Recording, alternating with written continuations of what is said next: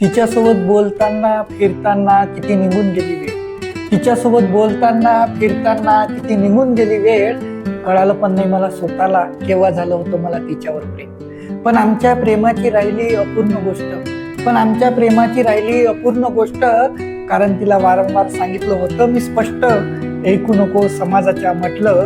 कारण समाजातील लोकांना दुसऱ्याचं नातं जोडण्यात कमी, तोडण्यात मजा वाटते जास्त. पण तिने माझी गोष्ट काही ऐकली नाही. सुचत नव्हतं तिला काय करावं काय नाही.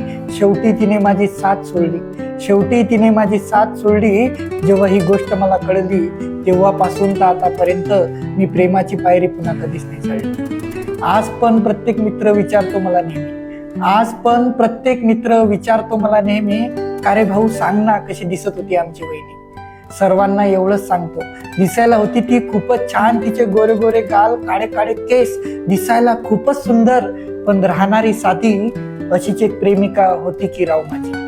तिच्या घरी गेलो, तिच्या वडिलांना म्हणालो, प्रेमात मला भेटलं तरी चालणार मरण, पण तुम्हाला आमचं प्रेम मान्य का नाही. जात धर्म मी मानत नाही, त्या मागचं खरं कोणतं आहे कारण.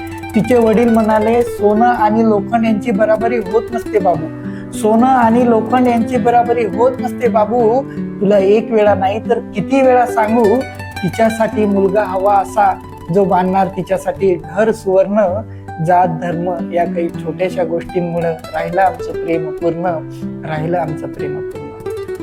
शेवटची भेट अशी झाली, एकमेकांचे पाणवलेले डोळे बघितले तेव्हा आम्ही दुःखाच्या खूप मोठ्या खोलीत गेलो.